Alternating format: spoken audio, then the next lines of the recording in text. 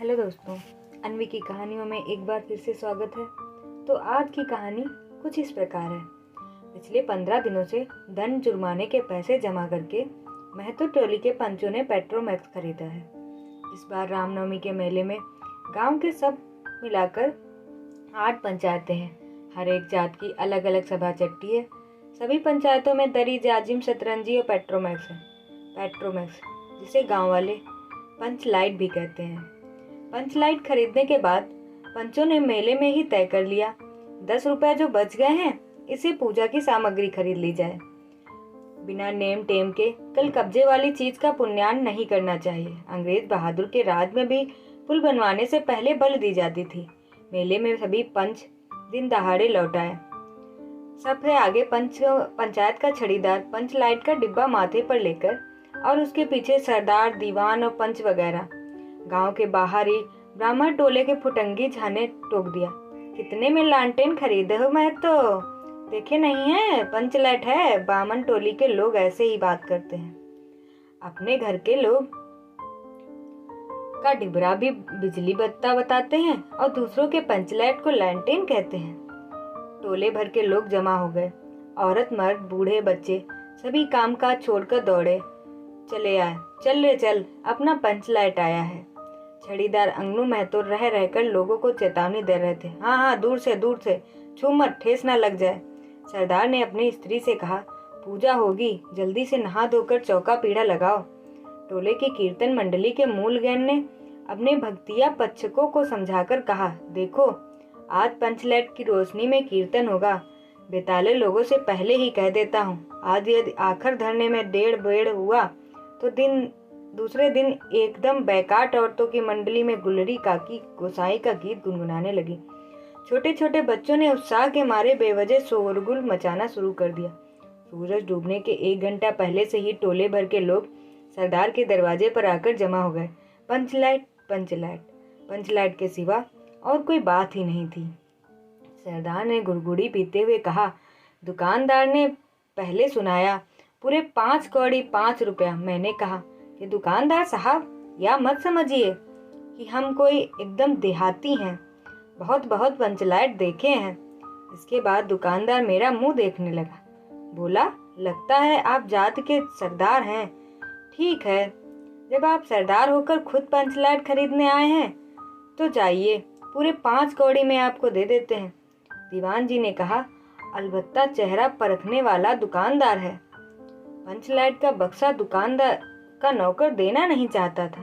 मैंने कहा, देखिए दुकानदार साहब, बिना बक्सा पंचलाइट कैसे लेके जाएंगे? दुकानदार ने नौकर को डांटते हुए कहा, क्यों रे, दीवान जी की आंखों के आगे धूल झोंक रहा है, दे दे बक्सा। टोले के लोगों ने अपने सरदार और दीवान को श्रद्धा भरी निगाहों से देखा। छड़ीदार ने औरतों की मंडली में सुनाया, रास्ते में सन्न सन्न बोलता था पंचलाइट, लेकिन ऐन मौके पर लग गया। रूदल साहब बनिए की दुकान से 3 बोतल किरोसिन तेल लेके आए और सवाल पैदा हुआ, पंचलाइट को जलाएगा कौन? यह बात पहले तो किसी के दिमाग में आई ही नहीं। पंचलाइट खरीदने के पहले किसी ने न सोचा, खरीदने के बाद भी नहीं। अब पूजा की सामग्री चौक पर सजी हुई थी। कीर्तनिया लोग ढोल खोलकर करताल लिए खोलकर बैठे हैं और पंचलाइट पड़ा हुआ है।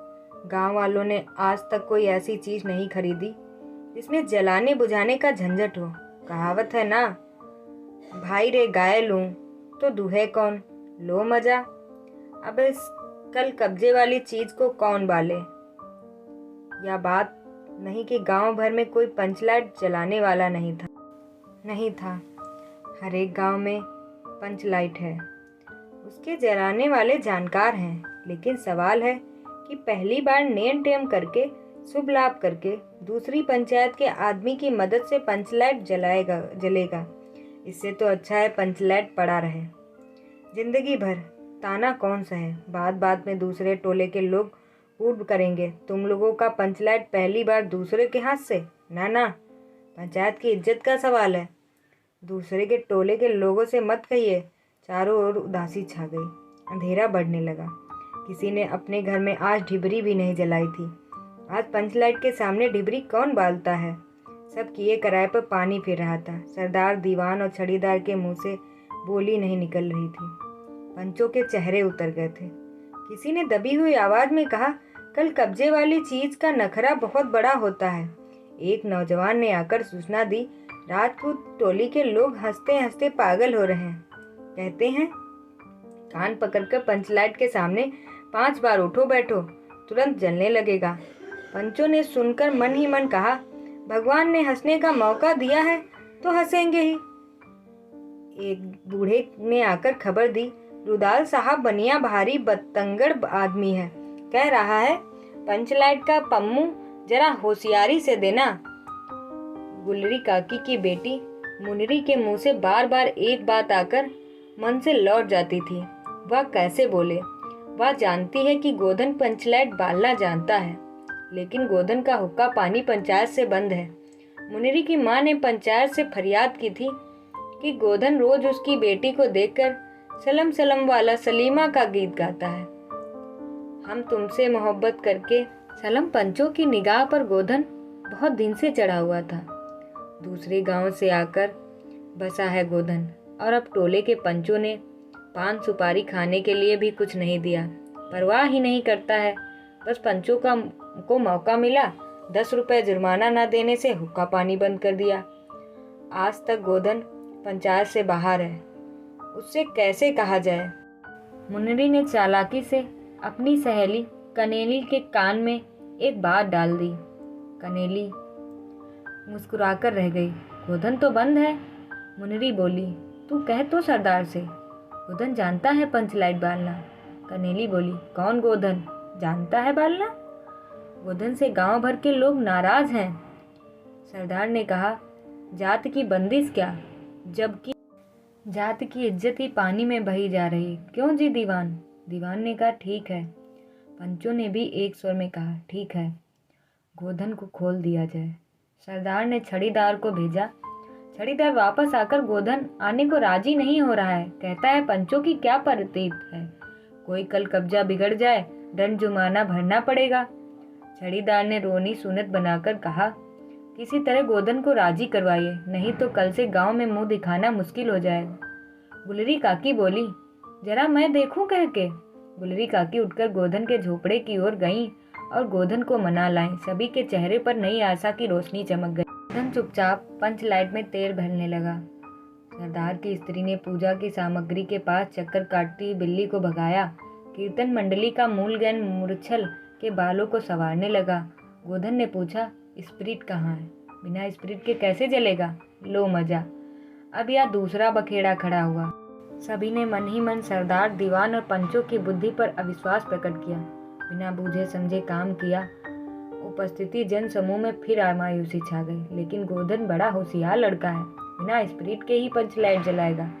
थोड़ी गरी का तेल ला दो। मुनरी दौड़कर गई और एक मलसी गरी का तेल ले आई। गोधन पंचलाइट में तेल पंप देने लगा। पंचलाइट की रोशनी थैली में धीरे धीरे रोशनी आने लगी। गोधन कभी मुंह से फूंक मारता, कभी पंचलाइट की चाबी घुमाता। थोड़ी देर के बाद पंचलाइट से सनसनाहट की आवाज निकलने लगी और रोशनी बढ़ती गई। लोगों के दिल का मैल दूर हो गया था। गोधन बड़ा काबिल लड़का है। अंत में पंचलाइट की रोशनी से सारी टोली जगमगा उठी। तो कीर्तनिया लोगों ने एक स्वर में महावीर स्वामी की जय जयकार ध्वनि से कीर्तन शुरू कर दिया। पंचलाइट की रोशनी में सभी के मुस्कुराते हुए चेहरे स्पष्ट हो गए। गोधन ने सबका दिल जीत लिया था। मुन्नी ने हसरत भरी निगाह से गोधन की ओर देखा। आंखें चार हुई और आंखों ही आंखों में बातें हुई।